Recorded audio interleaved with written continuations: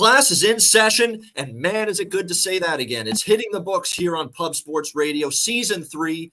And we're happy to be here. Ian Cameron and my right wing, my line mate, if you will, to use a hockey term. We've done shows on this channel now for years. We're back. It's Connor Mack and yours truly back again for another season. C-Mac, it's college football season. It's back, and that's a very good thing for all of us. It is. I'm such a big baseball guy, and but man, this summer they always feel long. Maybe it's because we're back to normal sports, like scheduled. You know, we've had these last couple of years with COVID, so it just felt like a long summer. But I'm just glad, yeah, football is back. College football, third season hitting the books. I'm pumped, man. Week 0 is not great, and I think there's some good games. I don't know how much of value here. I know you'll probably be firing off, my guy. Shocker. But I hope we'll get through these 7 games that we have and kind of tear them apart here and see if we can get some winners. Absolutely. We got 7 games for week 0 coming up this Saturday, and we will break them all down for you right here, hitting the books. And we'll be here each and every Monday throughout the college football season, 1 p.m. Eastern, 10 a.m. Pacific time. You know what I actually want to throw out there before we wrap it up? Just a couple of, I've got a ton of futures bets, win totals bets. I'll start with you, C-Mac. What are some of your favorite win totals and futures that you maybe took a look at for college football this year? Yeah, a couple off the top, because remember I mentioned that South Alabama over 8.5. Nebraska, I was on that way early, under 6.5. I just don't see how they win 7 games. I think they're better, but isn't that asking a lot for one? It's asking a ton. That's a lot. Yeah, that's a lot. I don't know who's going to play quarterback right now. It's just that defense I don't know when it gets back to being okay. I don't see them winning 7 games.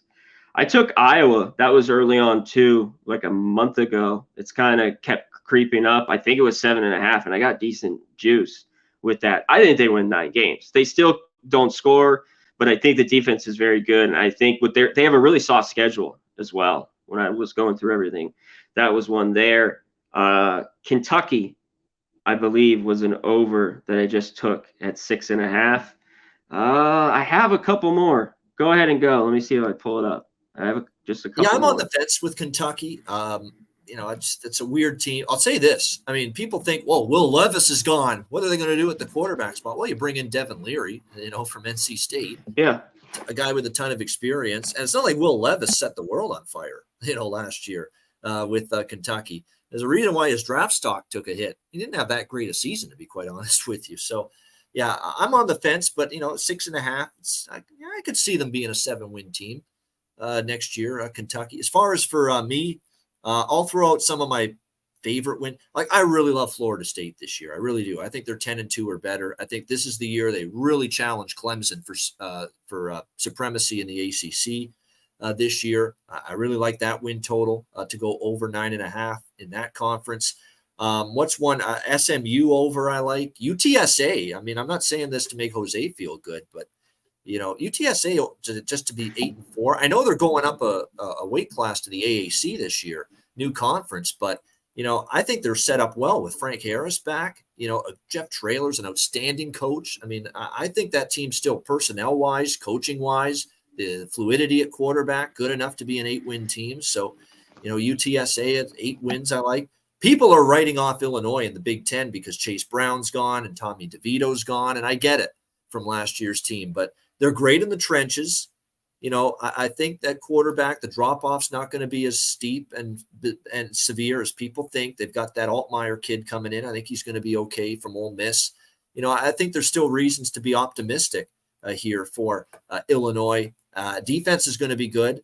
I can't believe, Connor, the number of people that love Wisconsin coming into this year. And it's because they love Luke Fickell. They know the great job he did at Cincinnati. And they have the personnel. And Graham Mertz is gone, and you replace him with Tanner Mordecai, transferring in from SMU, which is a massive quarterback upgrade for the better. I totally get it. But you have recruited for years, CMAC, run-based personnel, run-blocking offensive linemen, run-heavy offense. And now they all of a sudden want to throw the ball, a lot more, and even more than they run it. Do they have the personnel to fit the new scheme and the new system that they're going to put in there? at Wisconsin. That's my one concern there. I agree. It's just different. It's just seeing Wisconsin like, yeah, they're just going to spread it out now. You're gonna be air throw it raid all of a around. sudden, Wisconsin. Like what is this? It's like the Twilight Zone. I can't believe I'm seeing it. And I don't know. They've been a disappointment in the last few years. I think they win 8 games. Yeah, I mean, So, I think they'll be like I just think eight they and a could win half 9. their win total is. That's asking I mean, to be 9-3, and I like Fickell, and we know what he did at Cincinnati, and he can craft a defense as good as anybody.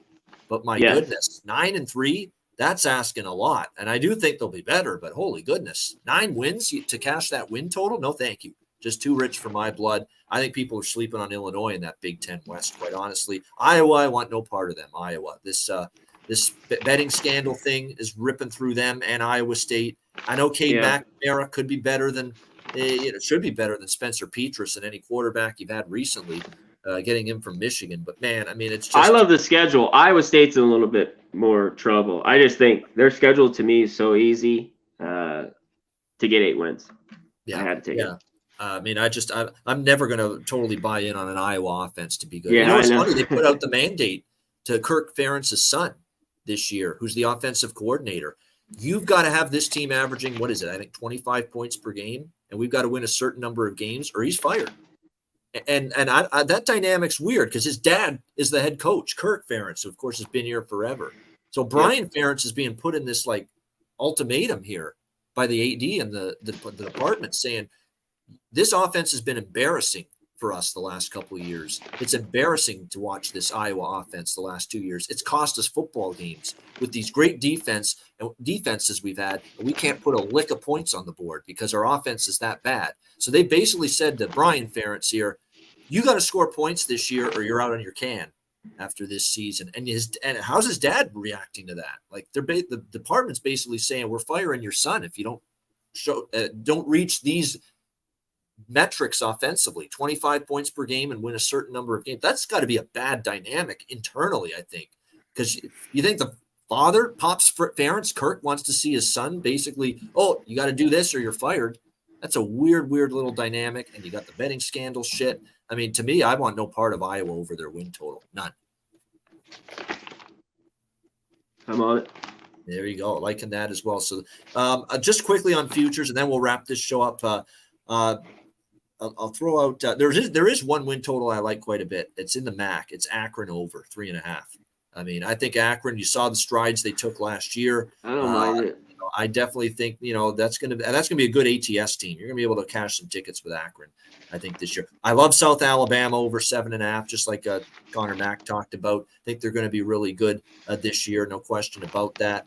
I also think that Georgia State under in that conference. I mean, that could go on, but lots of good win totals. I'll give you some futures for conference and division futures. I'm on Michigan to win the Big Ten just because I still think they're a little bit better than Ohio State. I mean, I still got questions about the defensive side of the football. And remember, new quarterback now for Ohio State coming into the new CJ Stroud ain't there anymore. Let's see how that goes. I still think Michigan's the class of the Big Ten. I got a plus 180 on them to win the Big Ten. And I like Illinois to win the Big Ten West, which is somewhere in the plus 750, plus 800 range for Illinois to win the Big Ten West. Wisconsin, everybody loves Wisconsin. I don't like them nearly as much. I don't buy into Iowa. Minnesota, I think, has got question marks. To me, that West division, that West side of the Big Ten is still there for the taking for Illinois, even losing Chase Brown and their quarterback, because I still think they'll be able to run the ball because I told you, as great as Brown is running the ball, if you've got the great run blocking O-line, you can still run the ball. And I think Illinois can do that this year. And I think the quarterback might actually be as good, if not better, with Luke Altmaier coming in. So I still think Illinois can win that Big Ten West, and the price is certainly good. Texas to win the Big 12. I know Texas always disappoints, but how do you not look at Texas and think on paper they're the best team in the Big 12?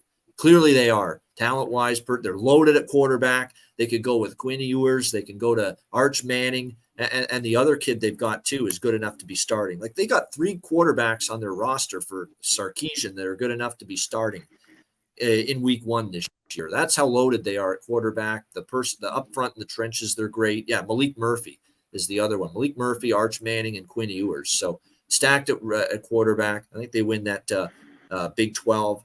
What else have we got here? I've got one more that I wanted to mention here. Oh, I took a small shot to win the SEC and the SEC West with A&M. I know it's nuts because they were so bad and such an underachiever last year, but I do think this is maybe finally the year Alabama's not that clear-cut dominant team in the SEC. And I know LSU is going to be excellent this season. Oh, yeah, again. A lot of LSU love. A lot of LSU, yeah. Bengal Bayou love, but Bengal Tigers there. But I'll tell you what, A&M dramatically underachieved last year, and I thought the price was just a little too rich to pass up maybe them to win the SEC West and the SEC this year. And then for championship futures, Michigan, Florida State for me, Texas for me, and again, that small shot on A&M at 60-1 national. Probably not going to happen. I know I don't have Alabama. I know I don't have Georgia, who are still going to be really good. I get it. You know, and Clemson I don't have as a national championship future this year, and they could still be in the mix. But I'm going for some value, and I think there's legit value to be national champions this year with Michigan 10-1, with Florida State 25-1, Texas 25-1. I think down the board, and like I said, A&M, I'm swinging for the fences a little bit here, but 60-1 with them. Does Georgia lose a game?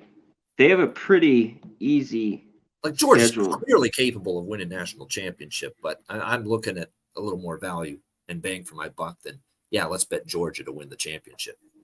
Yeah, I mean, it's pretty simple, you know, at Auburn, the 30th, you know, at home versus Florida, at Tennessee, you know, then they're home, Ole Miss, but the schedule is easy, and they have, 11.5 wins. I think they could have one loss, though, but we will see. Yeah, they're going to be able to basically saying they're going undefeated, you know, their win total. I mean, and he's just Kirby Smart's just reloaded every year. And he's getting they're stacked. one or two top recruiting classes in the country repeatedly now.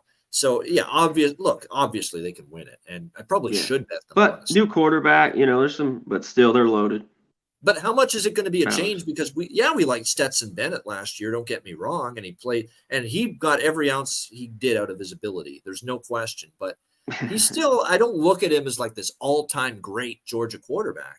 At the end of the day, he ended up having a great season last year. But you know, Carson Beck, they like him, and Kirby.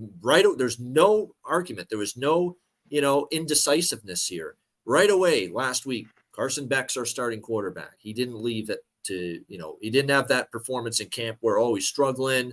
Maybe it opens the door for the backup. No, Carson Beck was clearly established himself in camp as the starting quarterback. That's probably a good thing for Georgia. And this tight end of theirs, my man, Brock Bowers. I mean, he's just it's unbelievable. He's going to be an absolute NFL bona fide star tight end. I can't see him being a miss. I cannot see him being a miss. Yeah, as a tight end in the NFL at the next level. Me too. I mean, unless injury, because he's just like a man against boys out there. You know, it's and that national championship game, he just ran all over him. You know. Yeah.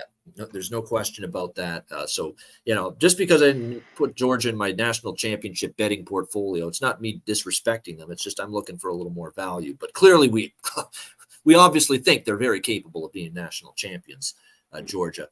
Once again this season.